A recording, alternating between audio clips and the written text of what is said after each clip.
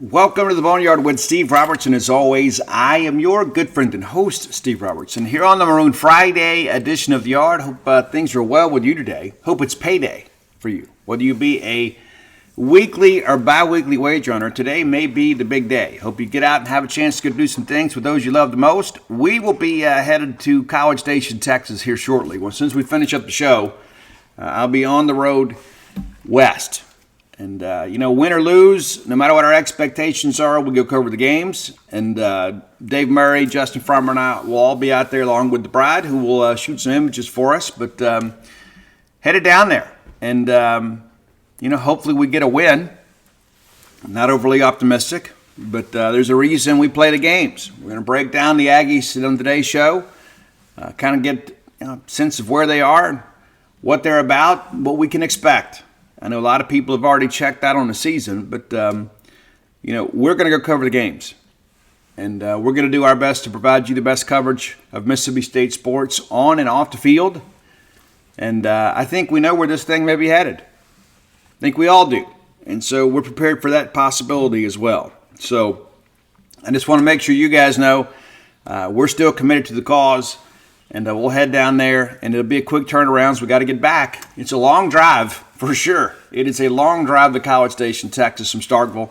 But we'll make it, and we'll make it with a smile on our face, and hopefully we come home with a smile on our face. But, we've had some success against Texas A&M. It's kind of difficult to explain. I know it is for the Aggie media, too. Why does Mississippi State just had their number?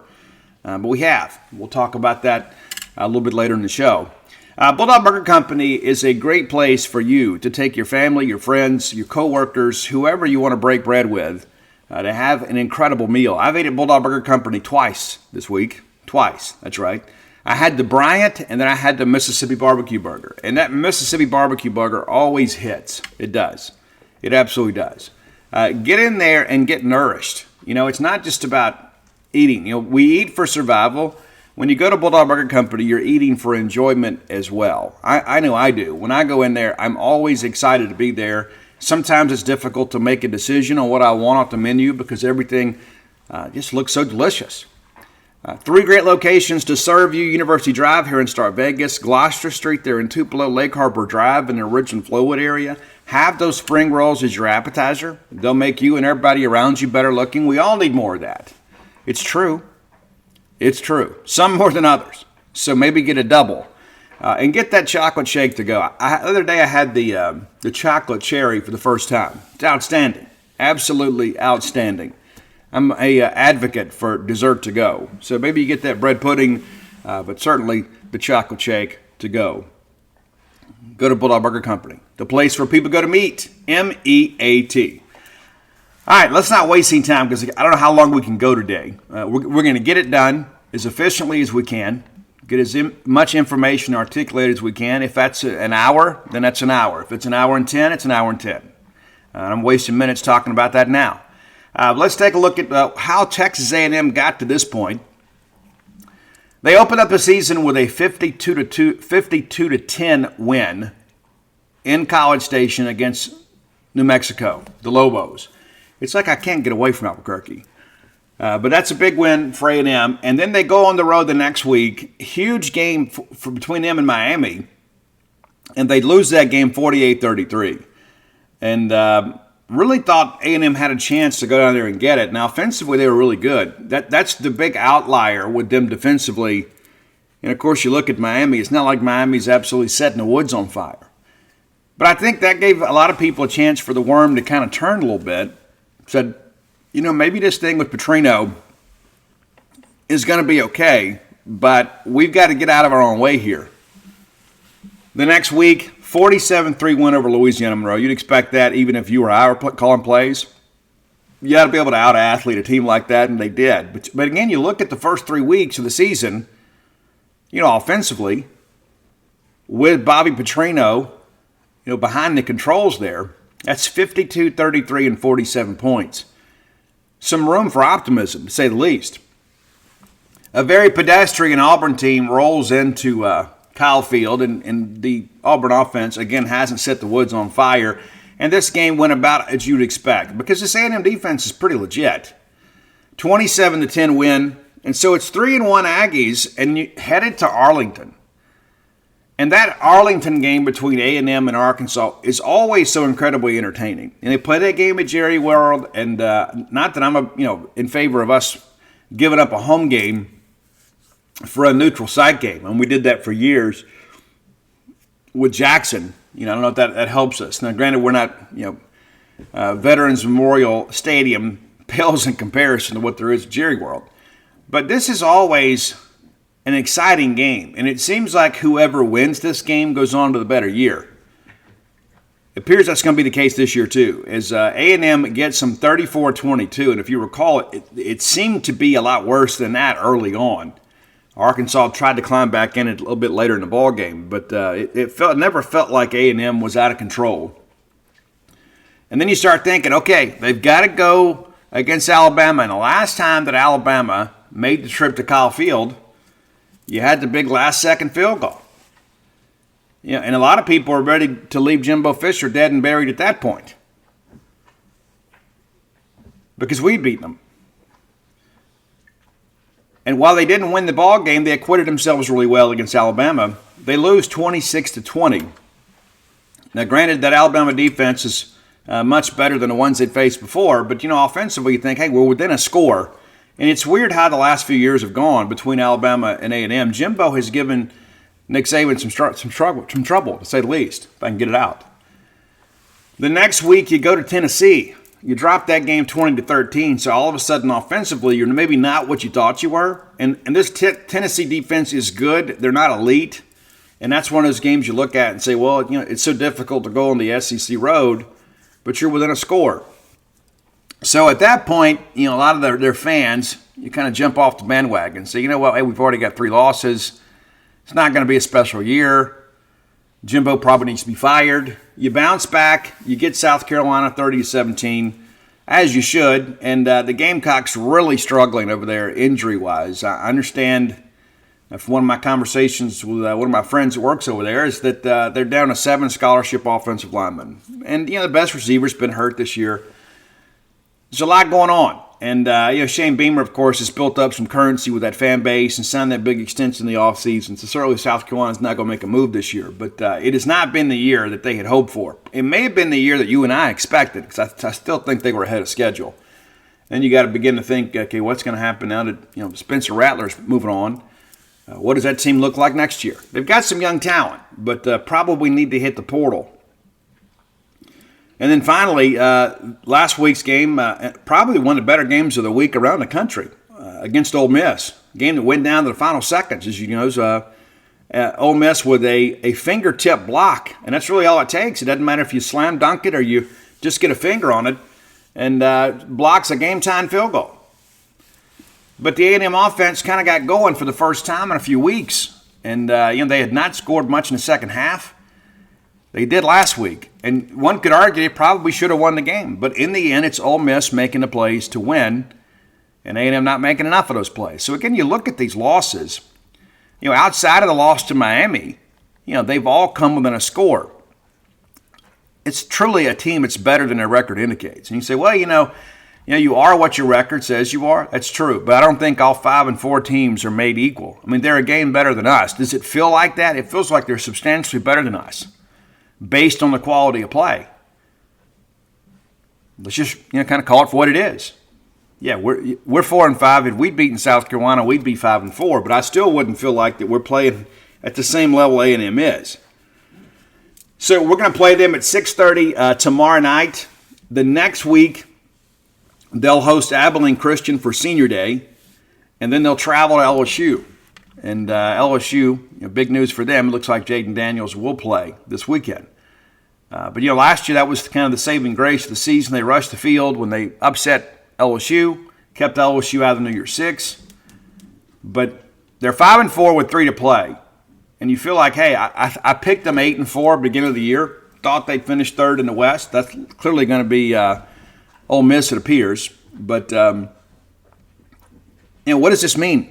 What does a 7 and 5 finish mean for Jimbo? Now, there are a lot of people in the media that are kind of speculating, hey, 7 and 5, they're probably going to make a change. Now, I've got some friends, as you guys know, that work in the agent industry. I was told yesterday they're not expected to make a change at College Station this year. Now, let's say we go down there and beat those guys, and then Abilene Christian, they get that win, and then they lose at LSU and go 6-6. I would think there are probably some people with some big checkbooks that may be a little more motivated.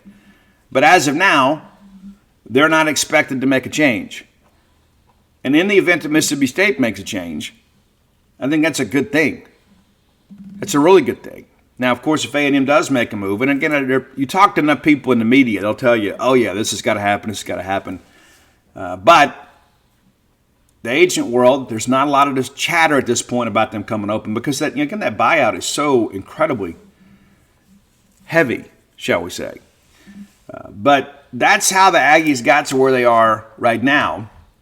Now, historically, Mississippi State and A&M has not been maybe the series that a lot of people have really looked at and said, hey, Mississippi State done a better job against A&M. Every single year, people just expect them to beat us. But for one reason or another, they haven't been able to do that with regularity. Matter of fact, State leads the series 9-7. Did you know that? Yeah, it's true. Now, it's not a very long-running series. We first met back in 1912. A&M wins that game 41-7. Your Bulldogs the next 2 years, well, the next two meetings, kind of rallied. We were 6-0 winners in 13, 7-0 winners in 15. We didn't play again until 1937, and we played them in Tyler, Texas. I guess that, hey, we'll kind of meet you halfway. Kind of an odd place to play a game, but A&M wins 14-0. We don't see those guys again until we get into the modern era of college football, and we play them in the Snow Bowl in 2000. So it was a 2-2 record prior to the Snow Bowl. Of course, that's a battle between R.C. Slocum and Jackie Sherrill, and the Bulldogs win that game. Julius Griffith's shining moment, dare I say, returning that extra point back for a safety. And then Wayne Madkin plunges across the goal line. State wins 43-41 in one of the most memorable bowl games in the history of Mississippi State football. What's interesting is we should have been in the Outback Bowl that year. We should have been. That's what we were slotted for. We didn't get it. And, of course, the SEC kind of took over bowl pairings a couple years later. But nevertheless, very entertaining game. And many of you that didn't attend the game, when you turned on the TV, you were surprised with what you saw, as was most of the nation. And the fact that the two teams combined for 84 points under those conditions is pretty remarkable. Jamar Toombs, big A&M running back, was erroneously credited with being the first guy in Independence Bowl history to run for 3 touchdowns in a game. What makes that so ridiculous is it was Dante Walker who did it in the same game. And Dante scored his 3rd touchdown before Jamar Toombs did. But it was the battle of the big backs on the frozen tundra of Shreveport, Louisiana. All right, we don't see him again as a non-conference foe. The next time the Bulldogs and Aggies get together is 2012. Do you remember that? That's the We Believe year. And Johnny Manziel came in here and absolutely destroyed us. I've never seen anything quite like it. I mean, we've seen some great players over the years, right? We've had Tim Tebow here. Played Herschel Walker back in the 80s. Had Bo Jackson here, Brent Fullwood. There's been so many great players. Derrick Henry. I don't know if we've ever had anybody come in here and dominate us by an individual performance more than Johnny Manziel did. And here we were thinking we were going to bounce back.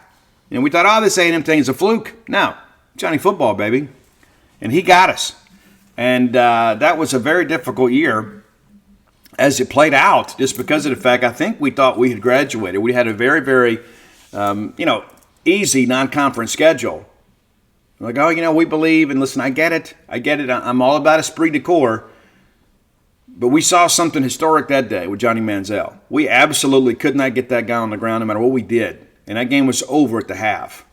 All right, 2013, we make the trip to College Station, Texas.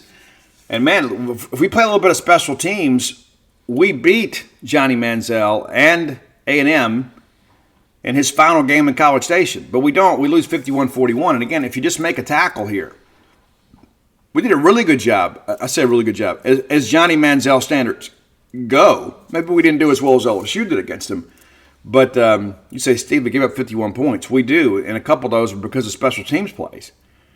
But the thing that I remember about this is Dak Prescott going over there and was completely beaten up in that ball game. Wanted to be a hero for his team, and things really changed. Of course, he lost Miss Peggy, and there were so many people, A&M people, especially some of their players, that had said, that's Dak Prescott guy's a warrior. Guy's got my ultimate respect.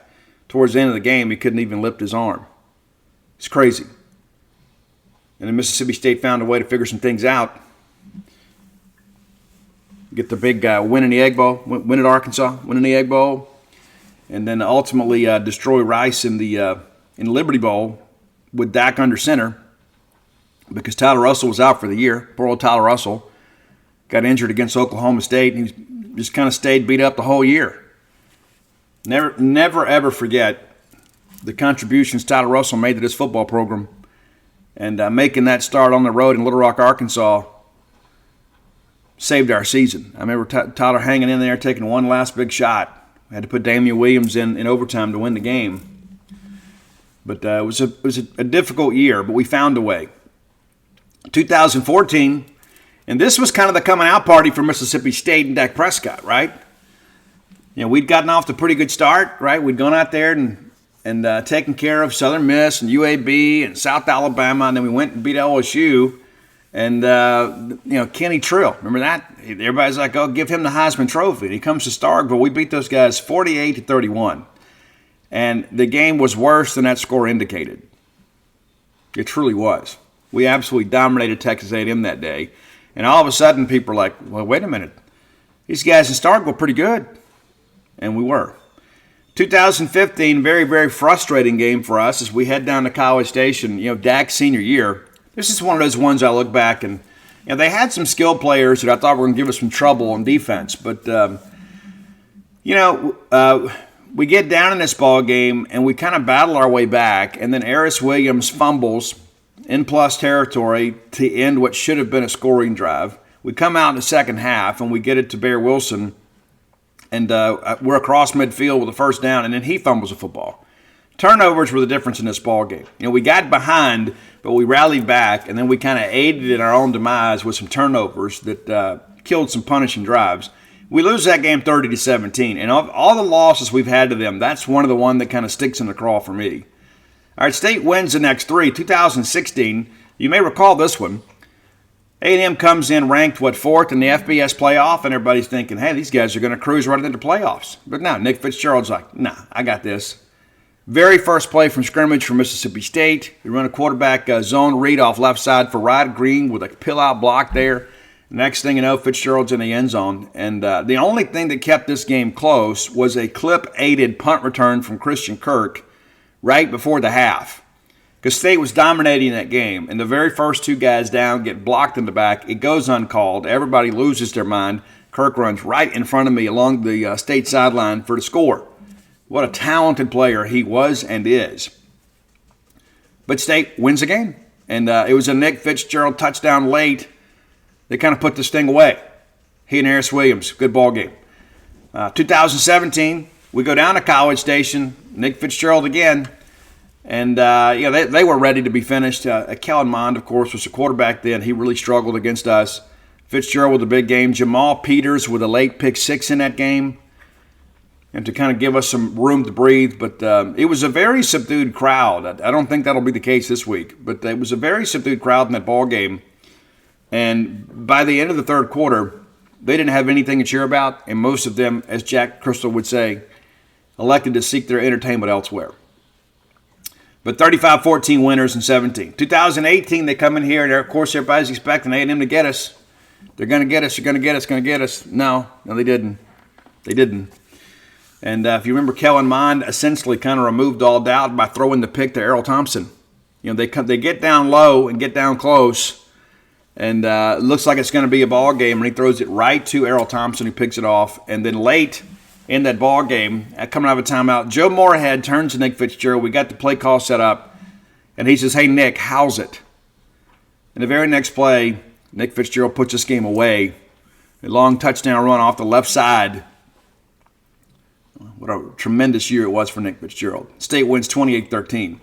2019, Joe Moorhead told me this is one of the low points right here because it wasn't just the score, he said. It was just the lack of enthusiasm that we had. We just weren't excited to play. And A&M really had an answer for everything we did. One of the more lopsided defeats for us in this series is A&M gets us 49-30. And I didn't even make this game. We had a brand new book out, and I had to sign all those pre-order copies. And to be honest with you, I was glad that I didn't. I thought, you know what, I'm glad I'm doing something productive with my day today. Dave Murray was there covering for us, but it was brutal, 49-30. In 2020, the best year of Kellen Mond's career, and I'll be honest with you, I've never been a Kellen Mond fan, but he did a really job in 2020, but it took him forever to get there. They talk about Jimbo being the quarterback whisperer. It took them forever to get Kellen Mond to a point that he wouldn't lose them football games. This was a game, man, and you go back and look at it in hindsight. We just couldn't score. And that's of course the 2020 year. We're just trying to figure things out. Our big play in that ball game was the big pick six from Emmanuel Forbes. They kind of put us back in it, but they kind of ran the ball when they wanted to. And ate up the second half of that ball game, beat us 28-14. That's the last time they beat us. In 2021, Will Rogers takes us down there, and we win the game 26-22. And again, this is an A&M team that was kind of herky-jerky, but Will Rogers, silenced that crowd as best they could. If memory serves me correct, it's about 84,000 people. The late play in that ball game was Nathan Pickering knifing through, and it would have been a sack. They throw it away. It ends up being intentional grounding. Either way, it's a safety for the Bulldogs, and then we basically just kind of run the clock out and win 26-22. And then last year, 42-24. You talk about a game that wasn't competitive. Mississippi State pretty much did what we wanted to do. Of course, the big separator in that game was the blocked field goal from Emmanuel Forbes. It comes rolling in off the edge there and blocks it, and DeCam picks it up and runs it back. State wins 42-24. So again, State leads the series 9-7 and has won 5 of the last 7 meetings.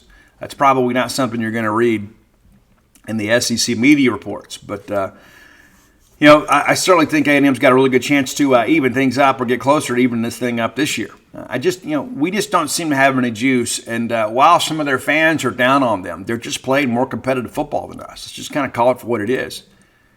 Let's look here and see kind of who's doing the deal for the Aggies. We've all been there before. You got big weekend plans. For some reason, it just didn't work out. Maybe life gets in the way. Maybe you want to head down to the casino. Maybe take some of their money. I like to do that.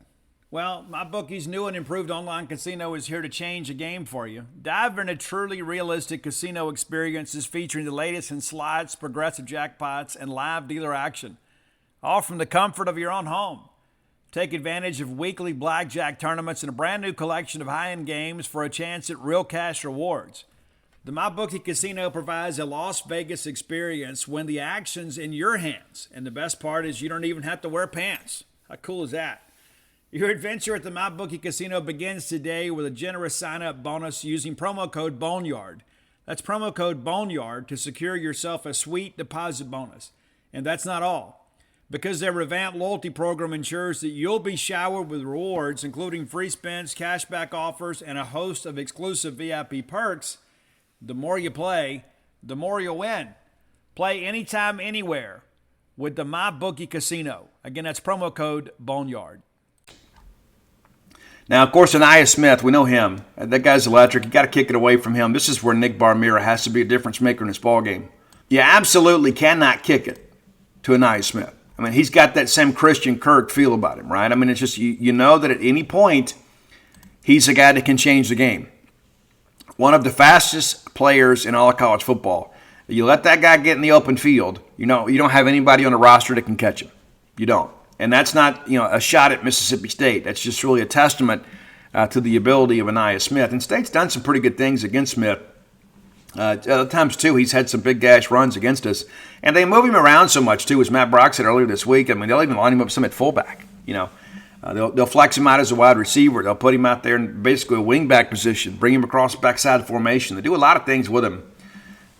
Quickly, we'll go through these team numbers here. A&M averaging 32.3 points a game, allowing just 21.5. you would think the record would be better. Of course, they did, blow out their non-conference opponents. But again, they've been in every game, and even the Miami game until it got late. 198 first downs for them, and 107 of those through the air. So better than 50% their first down conversions have come in the passing game, despite the fact that Connor Wegman's out for the year. Max Johnson got really beat up last year, and there's still some chatter that he may not play. And if he does play, he's far from 100%. Ole Miss really beat him up last week. On the ground, they've netted. Let's see here, 1,180 yards on the year, and 14 touchdowns. They've allowed just 900 yards rushing. We're a team that wants to run football, and that big physical front they have said, you know what? Nobody really runs football against us. Think about that. You're 9 games into the season. They've allowed 900 yards. So if that's going to be a big tenet of our offense, we're going to find the sledding to be very difficult. It's true. A&M quarterbacks have combined to be 200 of 311 this year, with 7 interceptions. They're amassing 270 yards per game, allowing 196. Total passing offense, 2,431 yards for them and 17 touchdowns for the Aggies. Total offense, and again, Bobby Petrino's out there, getting in his bag, as the kids say. But guys, they're averaging over 400 yards per game. And you look at the schedule, it's legit. It isn't like they've just beaten up on Vanderbilt and other, the bottom feeders of the league. They've played a really good schedule, and you do in the SEC West. But 34 touchdowns for this offense. They've allowed 22. We're going to need this thing to be a low-scoring game to have a chance. And let's just kind of call it for what it is. I mean, based on what you've seen from State's offense the last 3 weeks, low scoring certainly applies. Kickoff, they do a great job. They always seem to, it seems. Punting, only 39.83 punts a game. Yards per punt, terribly sorry. I got to get going this morning. But their net average is 37.21. That's not the year that they would expect. They've had some really good special teams players over the year, but it hasn't been a great year punting-wise. And the thing about short punts, they're difficult to return, right? Penalties, 63 for 480. Opponents, 78 of 669. They have done a good job in time of possession, even though that stat's kind of meaningless these days. Third down conversions, they're converting at a 43.9 clip. They're 7 of 13 in fourth down conversions. Defensively, opponents are only converting at a 29.66 percentage, so less than a third. And again, a lot of that's got to do with that big front.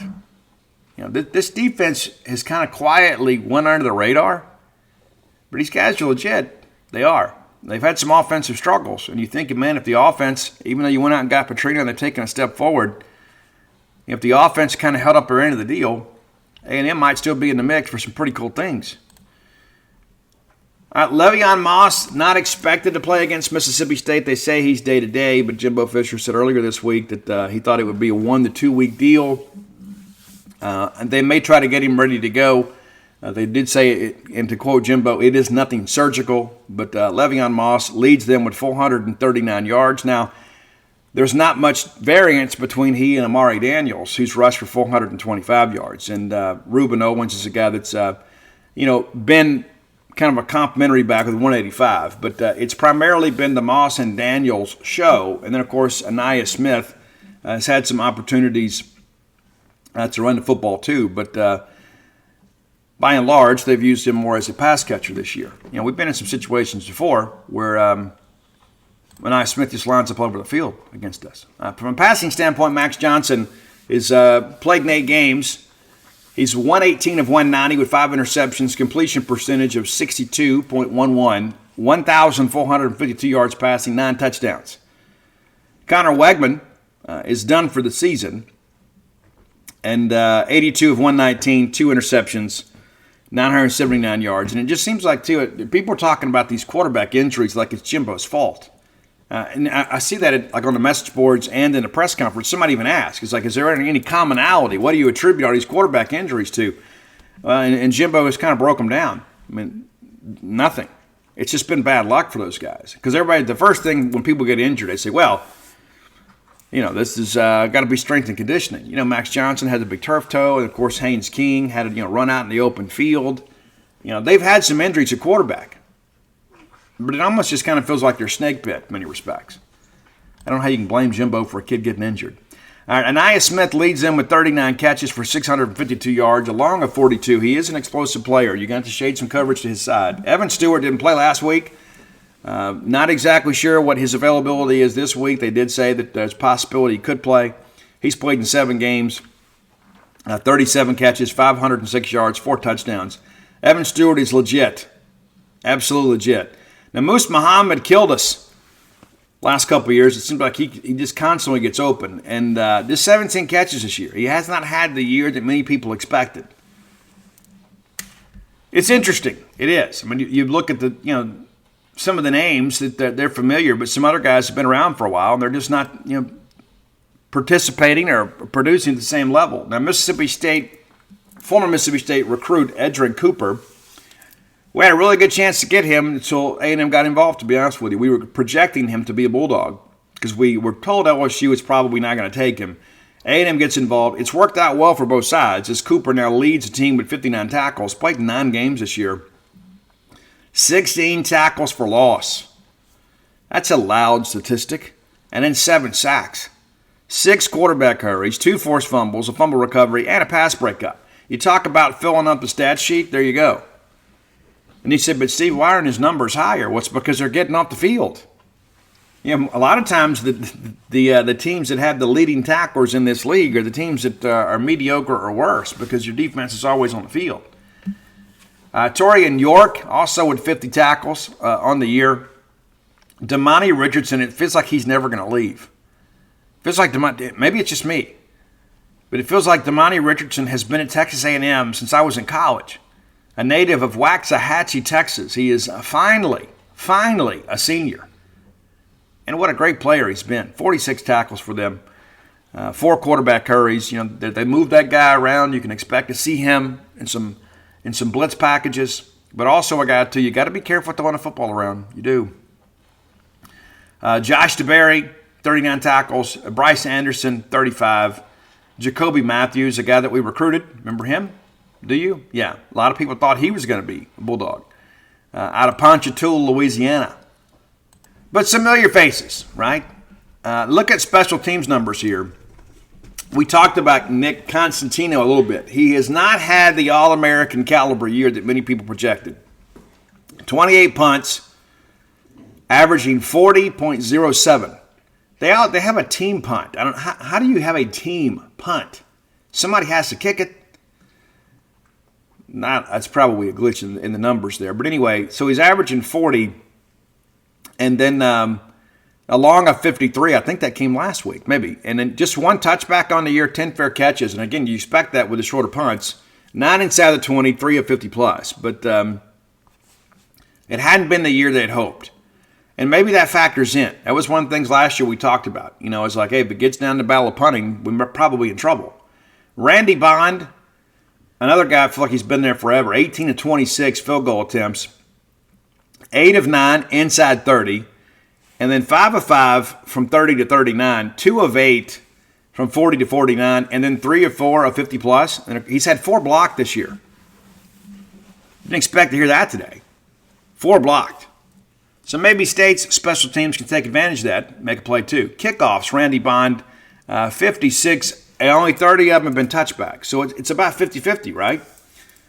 Ethan Makalewski, he's had 3 kickoffs, 1 for touchback, and then Blair Zepeda, 2 for 1. So again, it's about a 50-50 proposition, just under. When A&M kicks off, the kicks are returnable. Seems like we say it every week.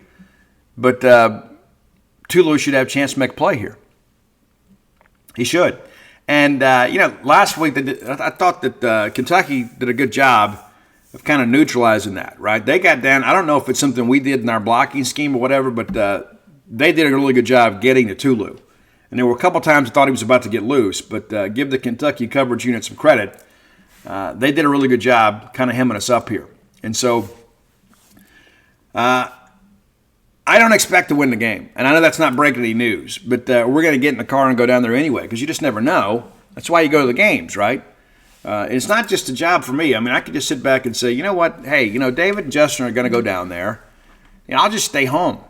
Maybe I'll go watch a soccer game tomorrow. Maybe I'll just hit up, Brian Ogden and go cover the soccer game tomorrow. No.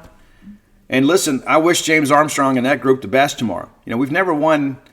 We've only hosted 2 times in our history. It's the 3rd time. I was mistaken. The other day, I forgot we hosted yesterday. But, we've got a chance to do something pretty special with that group. So if you're in town, maybe encourage you to go out and maybe set records at the NCAA tournament game on the Mississippi State campus. But we're going to go down there because it is a job, but it's also, too, again, I could just say, you know what, we're not going to go.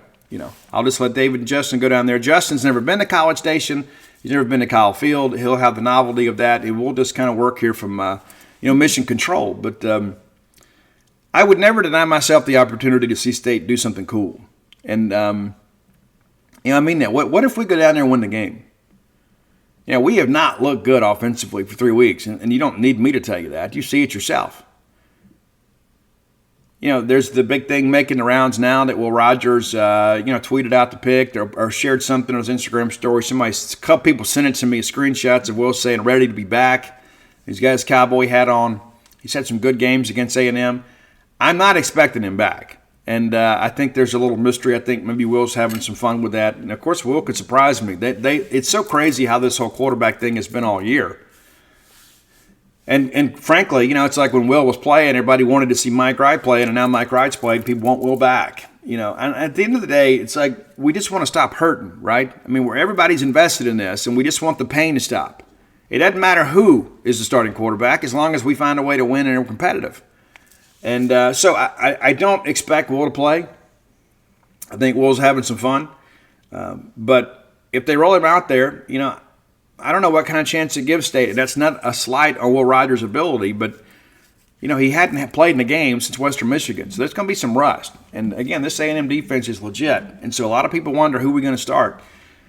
I think Chris Parson obviously deserves to have the lion's share of the reps. I won't be surprised if Mike Wright starts. And immediately that's an emotional reaction. Everybody's like, no, I've seen enough. I just don't know if I want to roll him out there on the very first series and say, okay, kid, here you go win this football game. Now, I understand every possession is going to be precious, but at least Mike Wright's been in these environments before, and maybe you script some things up, no matter how that first drive goes, and then maybe you hand it over to Parson. I think Wright probably starts with a short leash, but I won't be surprised either way. There's so much mystery involved in all this stuff, and a lot of it's just to keep opponents guessing. But I'll tell you, it hadn't helped us. We talk about them having more to prepare for. It absolutely hadn't helped us. And now you begin to ask yourself, hey, if we just went ahead and announced this guy's going to be our starter, do we even score? Those are the things that I think about. You play this little cat and mouse game with people, and it better pay off for you, because if not, it just comes across as kind of annoying. But it absolutely hasn't helped us. And to be honest with you, this is the best defense we played in a month. The Arkansas defense is pretty good. They got some NFL guys on this A&M group. Auburn defense, maybe not as talented as they have been, and not as talented as A&M. And remember, A&M beat those 2 teams, right? A&M didn't play Kentucky, but I would take Kentucky and I would take A&M in Lexington right now. This A&M defense is legit, and so I don't want to get Chris Parson overwhelmed by any stretch of the imagination, but I think based on the current quarterback situation, I think that maybe your best chance to win is give Chris the ability to get out there and kind of do some things. And, of course, it makes your playbook a little more basic. It does. And granted, he's been running scout team much of the year. He's had a couple different injuries. And again, there was some people suggesting earlier this year he was out for the year. We knew better, but we didn't know when he was going to be able to return. There was, in fact, some health concerns with him. But listen, you can play him the remainder of the games and not burn his red shirt. So take full advantage of that. I mean, that was the thing. That was the plan originally, was to play him some against Western Michigan, and in the week of practice he got banged up and couldn't go. It's funny how life works. But we'll see. Again, I'm not optimistic. I do think State goes down there and gets beat, and I hate it. I do. But we got to call it as we see it. And again, I think our only hope here is if Max Johnson doesn't go. And the reason that I think that's important is because they'll have a third-team quarterback too. When I say that, I think it's important to understand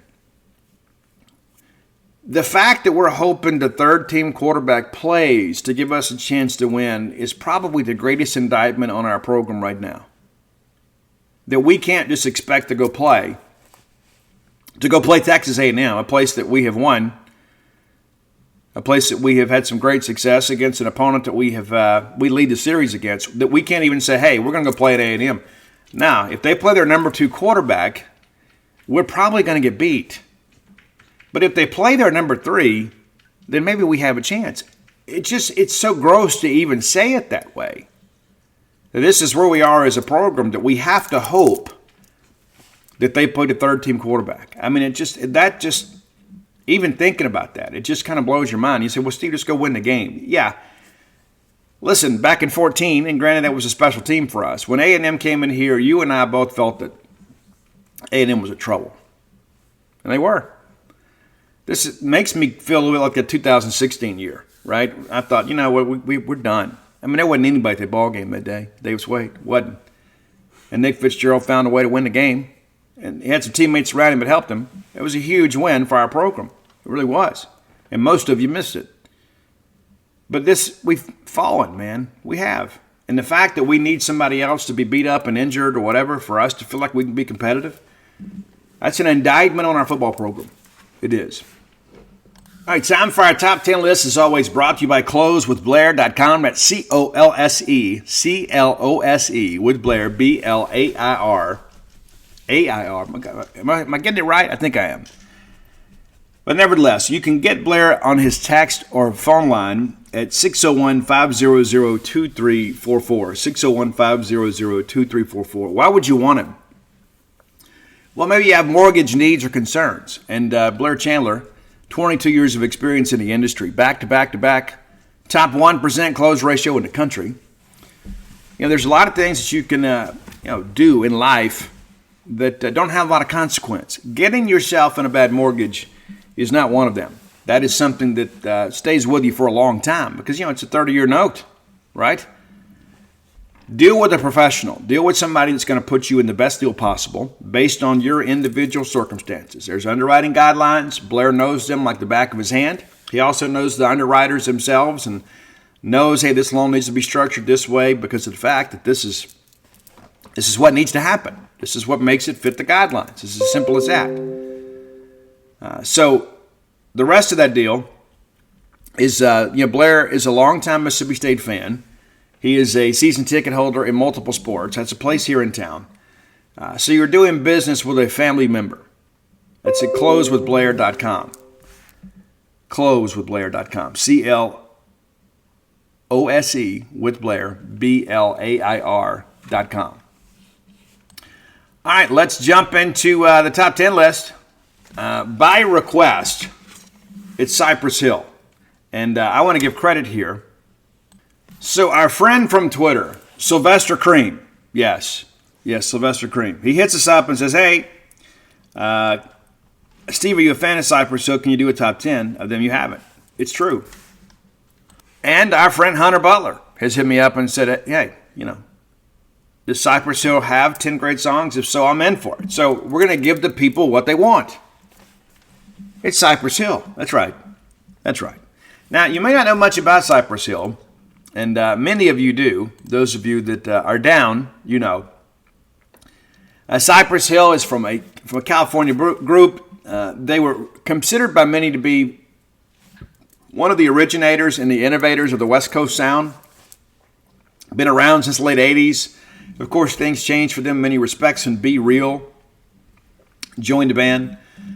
Sen Dog and Mellow Man Ace were kind of the founders, and originally from Cuba. Did you know that? It's true. And then DJ Muggs and Be Real joined the band, and Mellow Man Ace has moved on. It's still Sen Dog and Be Real, but these guys have really kind of had the gangster sound forever.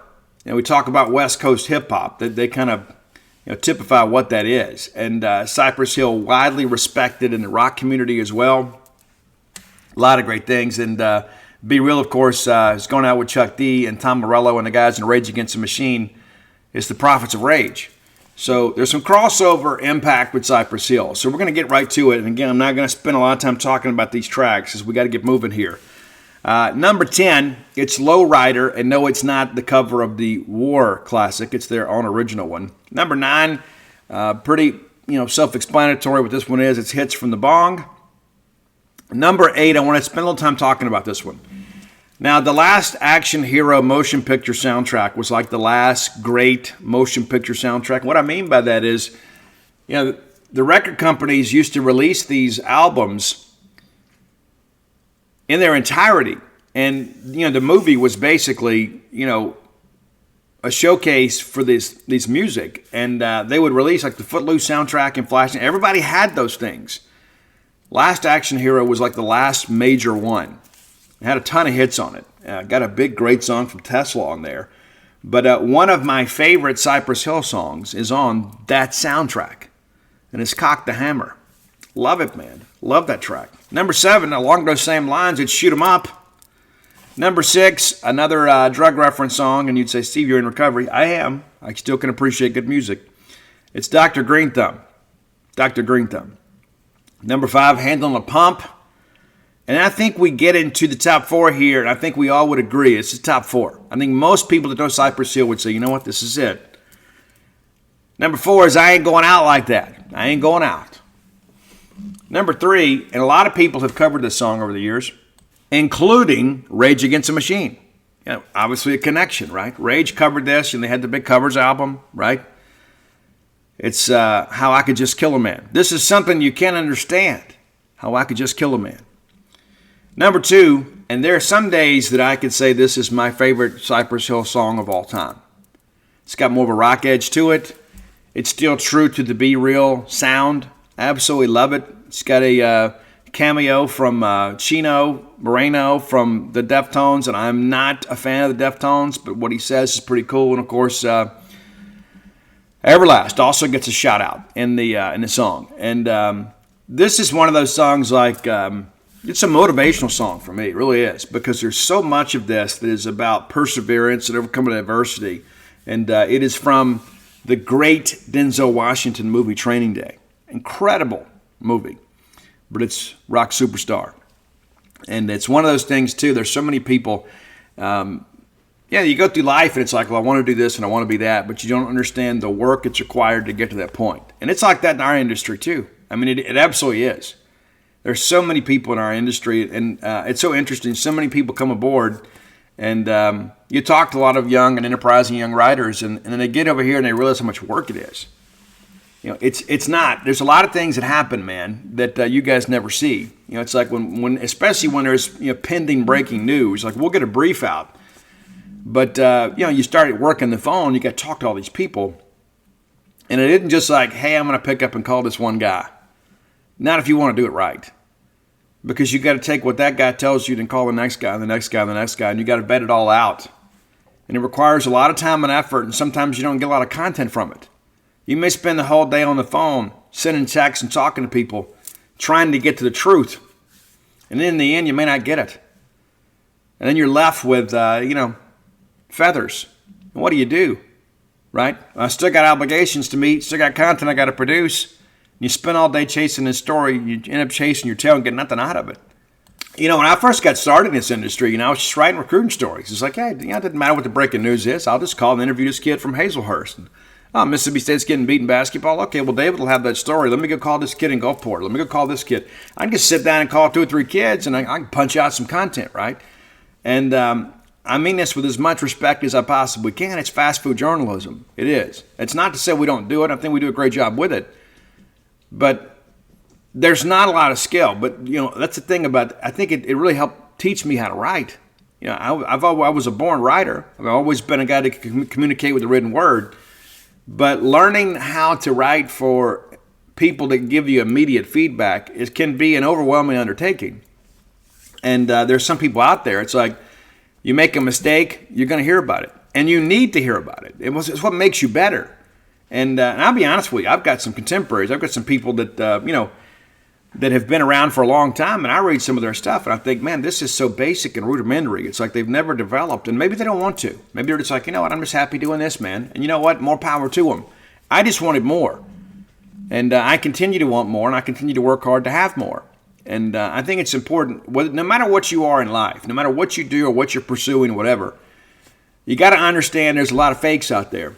You do. There are a lot of people that want to latch on to what you're doing and kind of say, hey, we're doing it too. No. Because I remember being those days, man, when I was with Scout, I had Arkansas, Louisiana, like non-LSU, Louisiana, and then Mississippi. And I'd spend a lot of time on the road going and see kids. And I remember, I'm not going to say which kid it was because it just made me angry again. I don't want to embarrass the other person. The person's no longer in the industry with us. But I'd gone out on the road and in the state of Mississippi, and I tweeted out, when I went and saw a few kids. And before I get back to Baton Rouge, my competition had taken my information and passed it off as their own. And there was one kid in particular. It's like I had interviewed him at the high school, interviewed him and his coach, and got pictures, and we got it all detailed out. And I tweeted out, I said, hey, I'm at this high school today seeing this kid. And before I get back to Baton Rouge, both of my competitors had interviewed him. They didn't even know who the kid was before I went out there. And so you think about that, right? When you go out there and you do it, and then you hope that the fans notice. You hope they say, wait, I first heard about this. Steve went to the school. But that's not what happens more times than not. And so there's a lot of sharks out there, as they say in this song. It's true. And so sometimes you think I got to keep all this stuff to myself. But, we're in the information business. And I can't count how many times I'd interview a kid and there'd be some breaking news or he'd be ready to commit or said, I'd just run to a McDonald's and jump on their Wi-Fi and go post a story. Just because I'm out there doing the grunt work for everybody else and they're getting the benefit of my work. And I was the one sometimes getting the story up last. And I'm the one that found the kid. But I'm a firm believer in this. If you work hard, people recognize that. Now, there are other people out there that it's like, I don't even care about how much effort you put in. I just want the story. I just want the story, And I get that aspect of it too. But I know this. I know that if you suit up every day and you show up and you do the next right thing, the good things happen in life. I believe that as sure as I'm sitting here. I believe if you work hard, that the good Lord will bless your labor. And there will never, ever, ever be any end to all the people that want to profit or benefit from your hard work. It's true. It's true. There are people out there that love to steal it from you. They do. That's just kind of the world in which we live in. And so I share that with you because, again, this is just one of those songs. It's kind of on the soundtrack of my life. And it's kind of a reminder. I remember being, out there on the road, getting home sometimes 2 and 3 in the morning, making those 9-hour drives and going down to Bradenton, Florida and cover the tournament at IMG and then immediately have to turn around and go to College Station, Texas to go cover the Texas High School State 7-on-7 championships. I'm not a guy that just goes down to the Dandy Dozen photo shoot and calls it a year. And granted, I don't have to travel as much for recruiting as I used to, but I still do. Now we just travel more for the team, and I'm trying to pull these other guys up with me. Number one, though, and maybe this applies too, it's probably the most recognizable Cypress Hill song of all time. And if memory serves me correct, I think it was the first video they played on MTV from Cypress Hill, but it's Insane in the Brain. Insane in the Membrane. Insane in the Brain. Everybody knows it. If you know Cypress Hill, you know it. That is the signature song of this band. And we hadn't done rap in a while, and we certainly hadn't done West Coast gangster rap in a while. But this is a fun-loving group for sure, and they talk about being studio gangsters and things like that. In many respects, they are. They've elevated themselves to a different point. They brought themselves out of poverty, and many of them immigrants, and was forced to live in the ghettos just because of socioeconomic standing in their lives. Now they're world famous, and so 20 million records sold plus for Cypress Hill. And I'm a fan. I know that you are too. Many of you have thought, I've never listened to these guys before. You should, because these guys are legit. They are truly an American success story in many respects. Whether you agree with some of their lyrical content. These guys are really the American dream come true at Cypress Hill. If you have an idea for the top 10 list, reach out and let us know. Best way to do that is to hit up Roy on Twitter at Dogmatic67. That's DAWGMATIC67. You can also find our great list on Spotify under that same handle. Go ahead and subscribe, and our great list will just auto-populate, give you something fresh to listen to 3 times a week. How about that? Your playlist is stale anyway. Let me help you. But yeah, hit us up, let us know. You never know, we might just use it, as we did today for Sylvester Cream and our friend Hunter Butler. So there you go. Cypress Hill, enjoy the weekend. All right, next segment of the show brought to you by Campus Bookmart, a Starkvillian institution. If you are looking for Mississippi State merch, I know you are, you need to hit up Campus Bookmart. Next time you're in town, go by and see them. We'll have 2 home games left to go. Be big shopping days. Good chance that you'll see me. How about that? Over at Campus Bookmart. We will have an opportunity to sign some books here really soon as the new book scheduled to be delivered next week at long last. Really excited about that. If you can't make it to town, visit them on the World Wide Web at campusbookmart.net. And by being a loyal Boneyard listener, we'll give you a phrase that pays. You know what it is. It's BSR, which stands for Beautiful Steve Robertson. That gets you free shipping on all orders over $75. Any order less than 75 bones, absolutely incomplete. All right, let's look at the SEC schedule. Going to be an interesting week. We kind of touched on it on Wednesday. Alabama at Kentucky with a win. Alabama can wrap up the SEC West. Now, of course, they get couple that with a Ole Miss loss, and it's really academic at this point. But Alabama at Kentucky. Guys, what's weird, too, about this Alabama and Kentucky thing, they never play, ever. I mean, how does that happen, right? That's another reason why the schedule rotation needs to be fixed. I think everybody is happy about that aspect. I mean, we don't have to play Alabama every year. Yeah, I'll sign up for that. And listen, I hate to be a lower the hurdles guy when it comes to that, but, we've had to play those guys more than anybody over the years. But, guys, Kentucky has beaten Alabama 2 times in school history. Are you aware of that? They played 41 times. Alabama with a 38-2-1 record. The last time that the Crimson Tide has gone to Lexington, Kentucky, 2013. So it's been 10 years since they've made the trip to Kroger Field. They've only played 2 times since then, both in Tuscaloosa. That's one of the things that I've always kind of brought up about, look at what a great job Stoops done in Kentucky. And listen, he is a great coach. They hadn't had to march into Tuscaloosa but twice during his tenure. And they got beat 63-3 and 34-6. There has not been a competitive game between these two since 2008, and that was a 17-14 Alabama win. I like Alabama to win this game, and after watching Kentucky in person last week, I like Alabama even more. You just wonder a little bit about how Alabama emotionally will be after that big win over LSU. Will they be emboldened to go ahead and finish this thing up and play well, or can Kentucky control the tempo and run the football? I think that Kentucky's going to have a tough time, even with Ray Davis running the football against Alabama. I don't know that Devin Leary has enough juice to win this game, and that Alabama pass rush can be absolutely relentless. Alabama secondary, maybe not as talented as they have been in recent years, but there's still some dudes back there. I like Alabama to win this game. I don't think it's a competitive game. I don't think it's a blowout either where it's 63-3 or anything like that. I do think Alabama gets the better of Kentucky and wins this game by a couple scores. I don't think Alabama is stressed in the second half.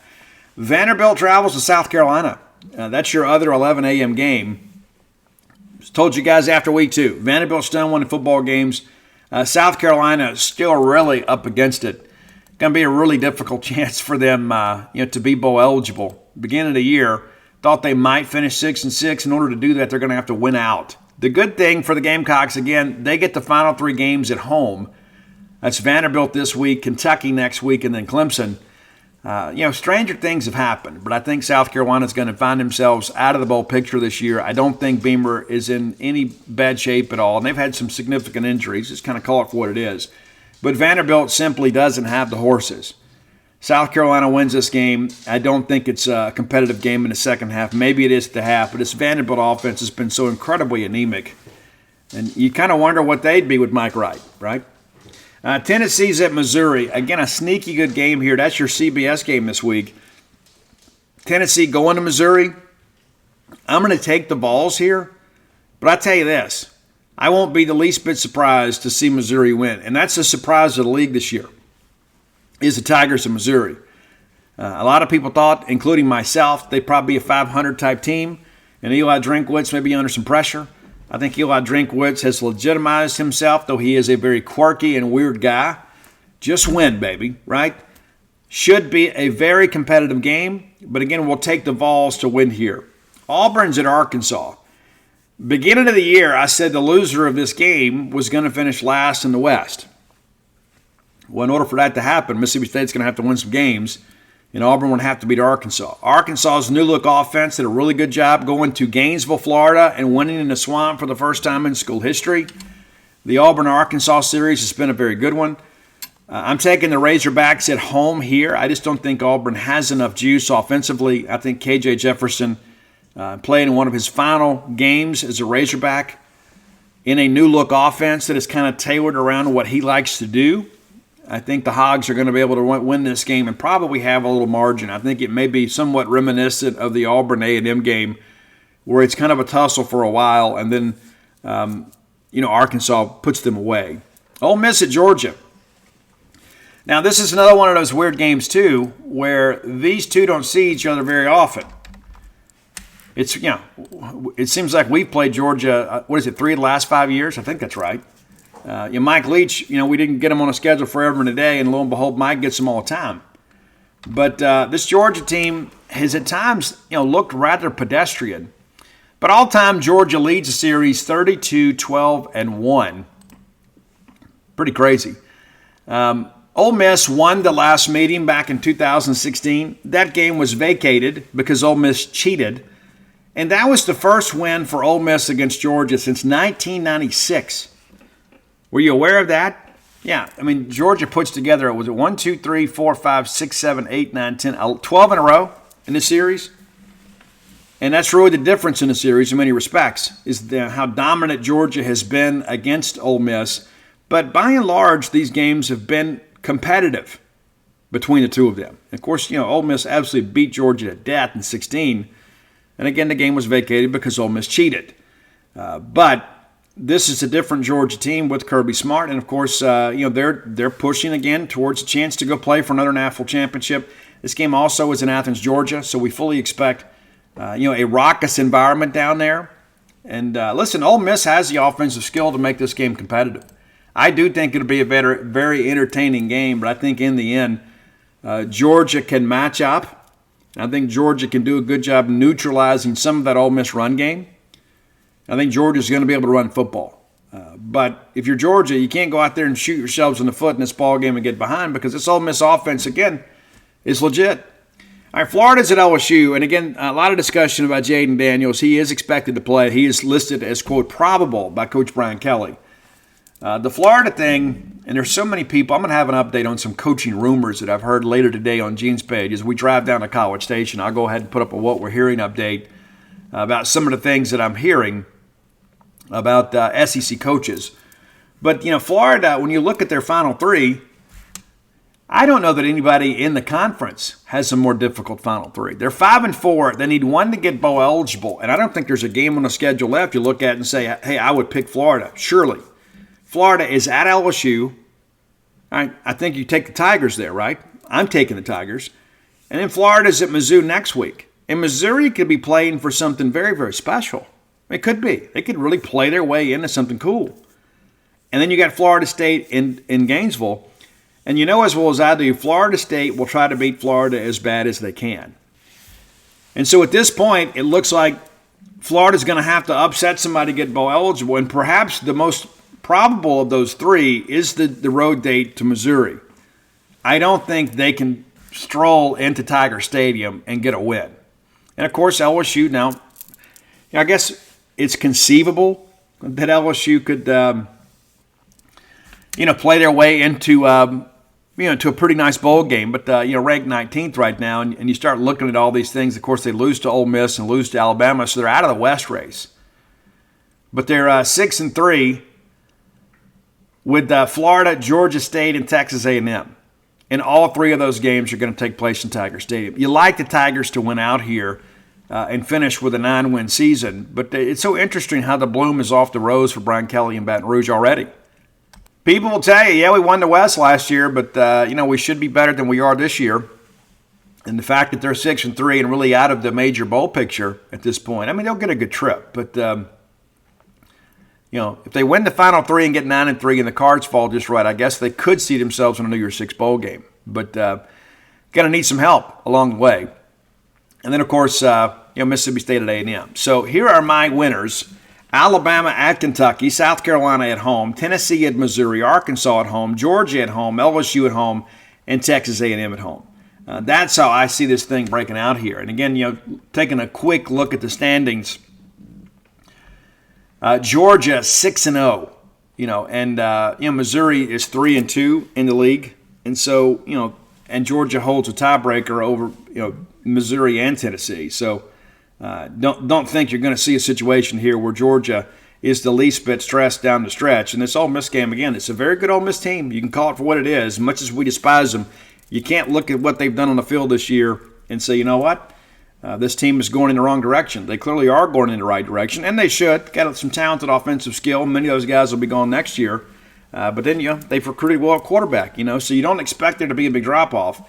Looking at the West, Alabama 6-0, Ole Miss 5-1, and we only play 8 conference games, and Ole Miss loses to Alabama. So Alabama holds a tiebreaker.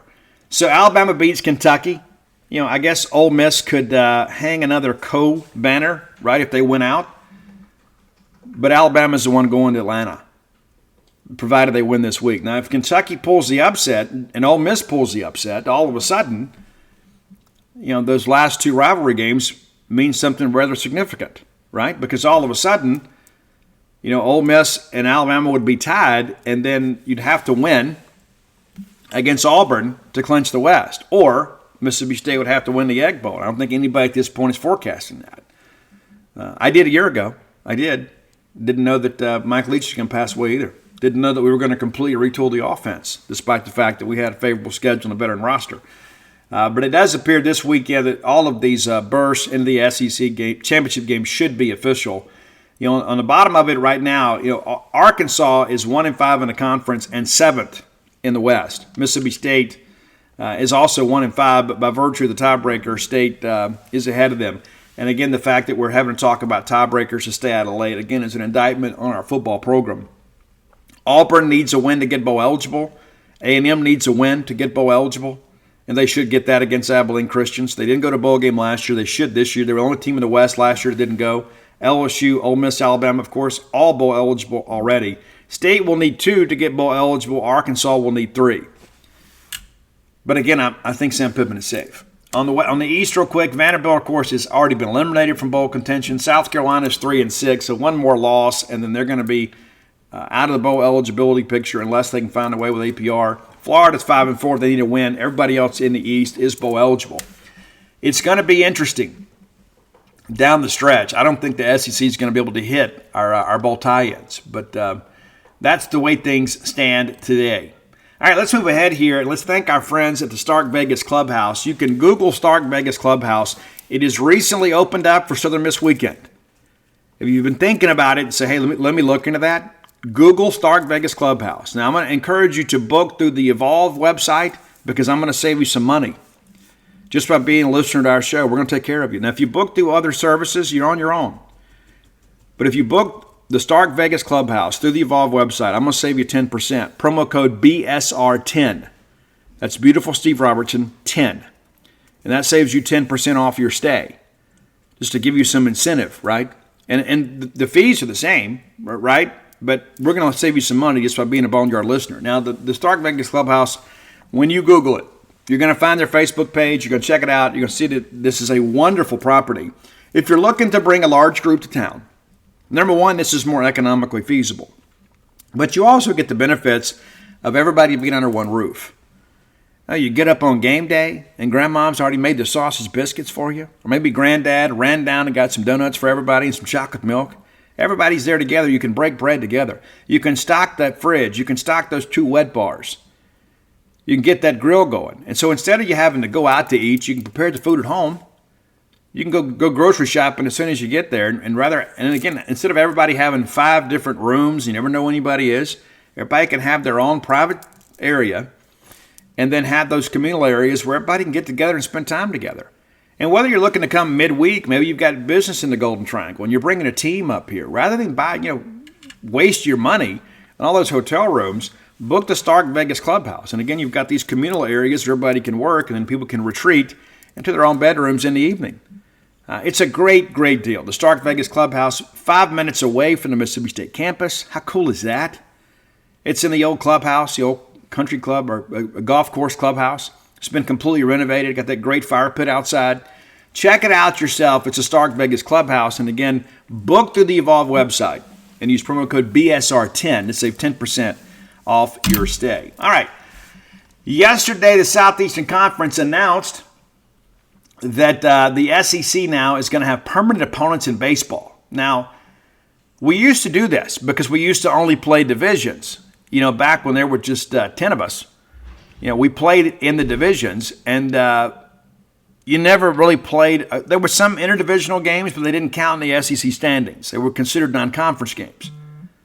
But the deal now is we're going to have Ole Miss and LSU as our permanent opponents, and everybody else will rotate. They wanted to preserve some rivalries. I don't know. I don't know how I feel about it, but I'm fine with it. I have seen a lot of people that are like, we get screwed in this deal. We got Ole Miss and LSU. Now, we have dominated Ole Miss starting back to the 2016 series. And it's so funny. You go back and look at this. Historically, State has been a better program. Ole Miss has had some run under Mike Bianco. Jay Gibbs had some good years at times. Tom Swayze had some good years. But, State, by the most part, has dominated the series, especially the last 7 seasons. Even in some of our more difficult years, we found a way to beat Ole Miss. And LSU, people say, but Steve, it's LSU. And listen, LSU, Paul Maneri killed us. Let's just kind of call it for what it is. But in the last 3 years, Mississippi State's won 2 of the 3 series. And both of those have been in Baton Rouge. How crazy is that? And as bad as we were pitching back in 2022, Parker Sinnett nearly had us out of a ball game there. Jackson Fristow was another guy that had a chance to close out a game against LSU. And so also, too, I'd like to point out, too, for those of you that maybe don't get it, we are Mississippi State. And I can promise you that the folks at Ole Miss and LSU would rather have played somebody else. Now, the good thing is for us, in my opinion, is we don't have Arkansas anymore. Arkansas has really had our number the last few years. So you don't have Arkansas on the schedule each and every year. And I think that's something that could work in our advantage. We'll see. So because right now you've got to play every year. You've had to play Ole Miss, LSU, and Arkansas. And many years, all 3 of those schools are competing for a top 8 national seed. Of course, the last year in Maneri and even the national championship year for Ole Miss was not a great year in the regular season. But I like the pairing. I'm okay with the pairing. And some people are like, well, Steve, I'd rather have had this. Guys, we are an elite baseball program. We haven't had elite seasons the last 2 years. But we are a blue blood of college baseball. And we expect to play difficult games. And in our league, the most challenging league in the Southeastern Conference, no matter who you got in your draw, it's going to be tough. Were you expecting us to get Kentucky and Missouri? Yeah, well, Kentucky killed us last year. And Missouri's won 3 of the last 4 series against us, even in our national championship year. SEC baseball is SEC baseball. So let's take a quick look around the league and kind of see how it all went down. I wrote some of this yesterday, but I want to provide some additional insight. Alabama, Auburn, Tennessee. I don't know that that's a great draw for Alabama. I think Auburn and Tennessee are both better programs than Alabama. And I understand Alabama's made a coaching change, and we go through this every few years. Like, this guy's going to do great things. This hadn't happened. Since Jim Wells left and Gorilla Ball went away, it's incredible what Alabama has been unable to achieve. It really is. Arkansas, I think I like their draw. If I'm Arkansas, I'm happy about this because you get Ole Miss and Missouri.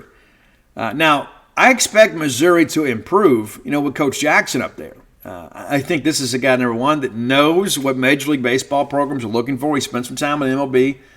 Of course, brought a really good Southern team, I guess it was. to Starkville in a regional a few years ago. But if you're Arkansas, it's like, whew, I avoid LSU, I avoid Mississippi State, I avoid Tennessee. I really thought they may put Arkansas and Tennessee together because remember we had to retool the entire schedule last year because Tennessee and Arkansas were supposed to play, and everybody wanted that Van Horn Tony Vitello matchup. So that's off the table. So Arkansas, I think, got a good draw. But they're going to play every other year. They're going to play either us or LSU. Auburn gets Alabama and Georgia. I think this is a really good draw for Auburn. The Auburn-Alabama series is always going to be one that's highly contested because of the fact it's an in-state program. But Auburn also recruits a lot over in Georgia, even though that the university decided that those bordering counties right there in the state of Georgia are no longer considered in-state tuition. That's also a very baseball-crazy hotbed right there in Georgia. So some premium players that traditionally would have headed to Auburn now have to pay out-of-state tuition. That's something that I'm sure that John Cohen will do his best to change.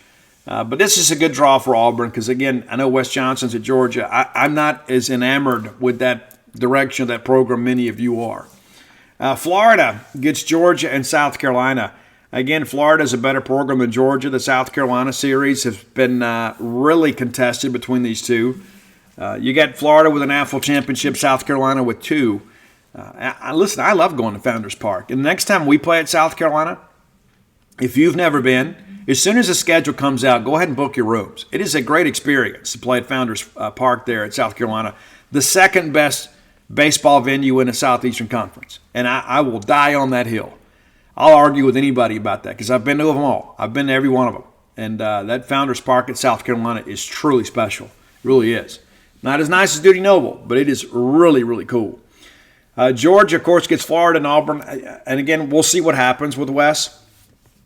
But, Florida and Auburn, you feel like Georgia and Florida should play. And then, of course, it's a pretty easy road trip from Auburn over to Georgia and vice versa. So not bad there. Kentucky, I think Kentucky really got a terrible draw. And, somebody had to. They get South Carolina and Vanderbilt. Now, Nick, my friend, Nick Mingione, of course, gets a nice extension. They had a really good year last year. Had a chance to get to Omaha. They just ran into the defending national champion, LSU Tigers, in Baton Rouge. But Kentucky went down there and competed. And I think Nick has kind of figured this portal thing out a little bit. The kind of player that can come to Kentucky and be successful. But South Carolina and Vandy, that's tough. It really is. Because South Carolina, I think people would agree, as great as Kentucky was last year and very competitive the year before, South Carolina is the better program, and certainly Vanderbilt is. So Kentucky gets no relief with this. And, of course, LSU gets Mississippi State and Texas A&M. I like it. I think, of course, anybody that gets LSU is going to say, man, I wish I had somebody else. Because, listen, LSU's LSU. It is. But A&M, with Schlossnagle over there, I think there's a chance those guys will at least avoid a sweep and probably put a loss on those guys. And occasionally they'll get a win. I'll be honest with you, Bluebell Park is not what many people – it looks great on TV, but there's really not much to it. I mean, you got the bubbles and all that kind of stuff and the ball 9 thing, and the fans love it. It's just a very benign atmosphere in many respects. They build it up on TV like it is, but when you're there – there is no outside, there's no outfield seating. There's really nothing down the lines down there. It's all in the grandstand itself. And they do love their baseball there. They're just not truly committed to baseball, and at least from a facility standpoint. And they've kind of let that stadium get a little antiquated. But I think Slosh and those guys will push for more. And Ross Bjork, of course, was at Ole Miss and understands what a party it can be. Speaking of Ole Miss, they get Mississippi State and Arkansas. I think that's a win for us. Because I think more years than not, and I think this Bianco thing is about to be over. I really do. I think Bianco, if they don't have a bounce-back year this year, I think the noise in Oxford about Bianco, because, familiarity breeds contempt, right? Even though he's won an national championship, I think there's so many people up there that are just like, what, we're just ready to move on from this. Even though we've won. Even though we hadn't been, great, even in the national championship year. It was a pretty pedestrian year. They were the last team in the tournament. But Bianco does a great job coaching them. And I think Bianco's an amazing coach. I do. I absolutely do. And it's going to be interesting to see what that team does this year. It's basically a brand new roster. Outside of a few pitchers. I mean, they really hit the portal hard because they lost so much a year ago. And, speaking of some of their people, when we played them in the governor's game, they knew that they were facing some pretty serious attrition. So is this the last ride for Mike Bianco? Yeah, we'll see. But having Mississippi State and Arkansas, no matter who the coach is moving forward, that is a very difficult draw if you're Ole Miss. That truly is. You look at ours and say we get Ole Miss and LSU. I would venture to say that the Mississippi State-Arkansas draw for Ole Miss is equal to that. And maybe worse, to be honest with you, because of the fact State's had such great success against Ole Miss.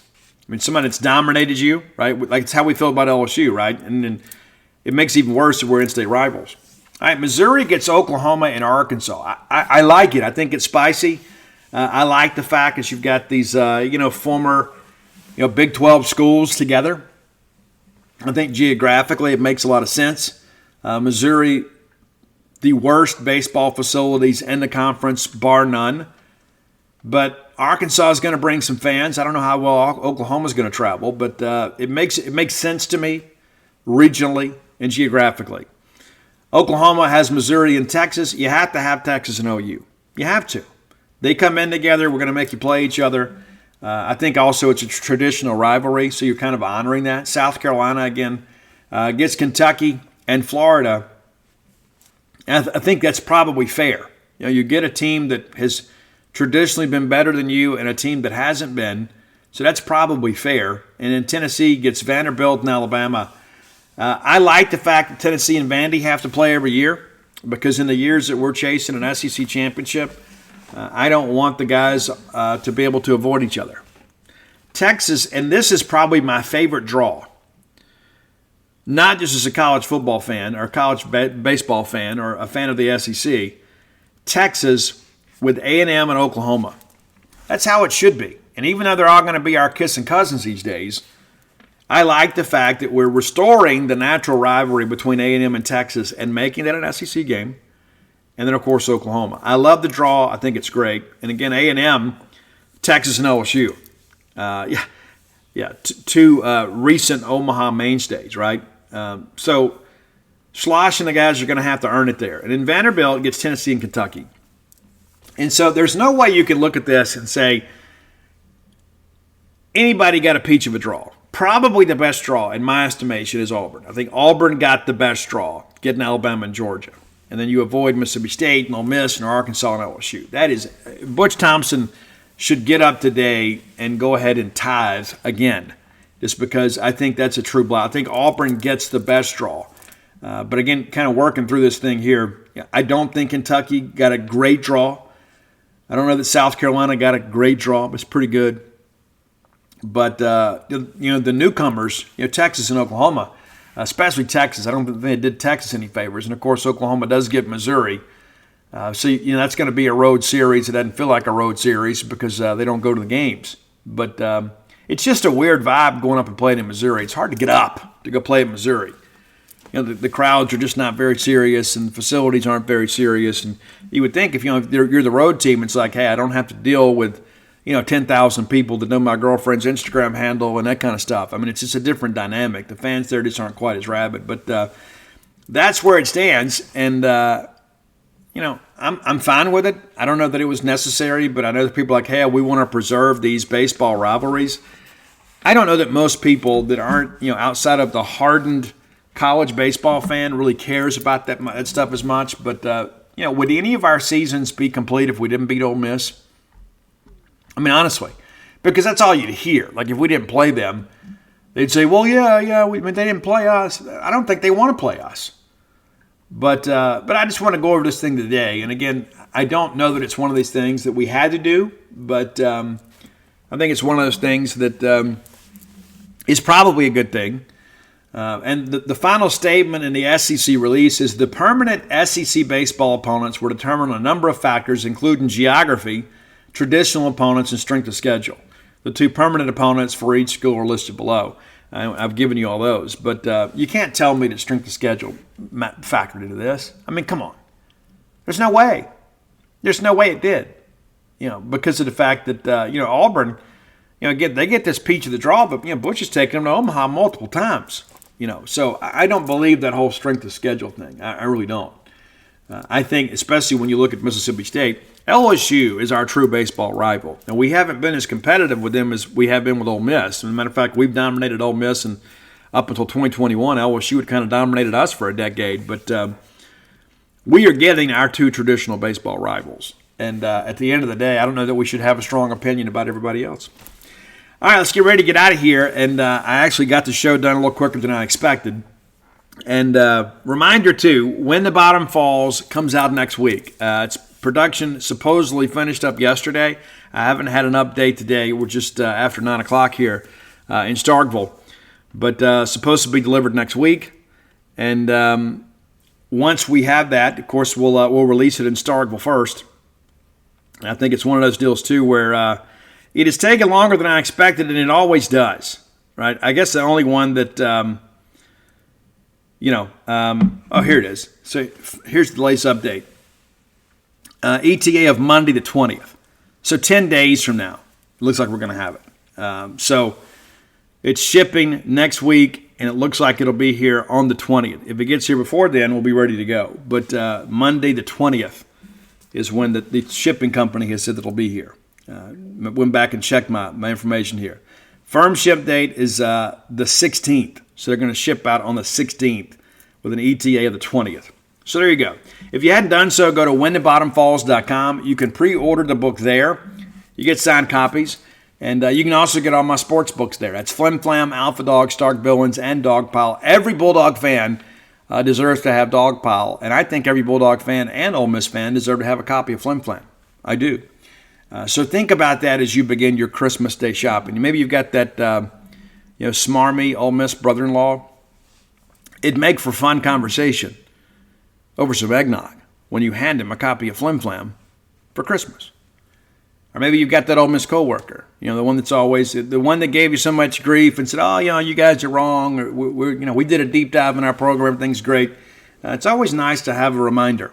Always nice to have a reminder. Be sure and check those out. Of course, if you're looking for Stark Villains gear, and you certainly should be, go to starkvillains.com. You get T-shirts and hoodies. Maybe fans of the show that of all ages and say, you know what, hey, I'm going to get them a Stark Villains T-shirt or hoodie. And you can do that at starkvillains.com. No boxer shorts or thongs just yet. But you never know. You never know. I mean, put our name on everything. But again, at starkvillains.com. It's a great holiday gift. I know last year I got a picture, and everybody in the family got a Stark Villains hoodie. That's really cool. Stark Villain hoodie. Matter of fact, the wife wore a Stark Villains shirt last night to the call-in show. I think that's right. No, she didn't. She wore all day yesterday. And we went to the call-in show yesterday. We've been doing that on Thursday nights. Been going to the Zach Arnett Dog Talk show. You never know what you may learn. But also, too, it's support, right? It's a night out. It's a chance to have a chance to hear Neil Price and Zach Arnett speak. And so, we'll do some more of that as we get into the year. But I just felt like this year it was important for us to go, wave the banner and be there. And we met so many great fans that have turned out. Last night, the turnout was a little bit subdued, shall we say. But we look forward to seeing you all next Thursday night if you're in town. Come out to Dog Talk with Neil Price and Zach Arnett. We'll be there, barring something totally unforeseen. And I want to thank everybody, too, that came out last night. Had a chance to speak at a recovery function. I don't always publicize those things because I don't want it to turn into something that's not recovery related. But spoke last night, man. What a tremendous group of people it turned out. And I just remind her with this, man, before we get ready to get on the road to Texas. And I wrote about this yesterday. I think about all the things that have happened in my life, and I think, there's always this, right? You've got the new business here, and there's always stresses with our business. You're always under the gun. You're always working. You're always hoping you don't get beat on a story. I put so much pressure on us, man. I really do. But I remember a time, man, when I couldn't get a job. Couldn't get a job. Couldn't get a job doing anything. Man, took a job through a temp agency to work construction because they didn't run a background check. Yeah, that's where we were. And I go back and think about that, man. That was 30 some odd years ago, and couldn't get a job.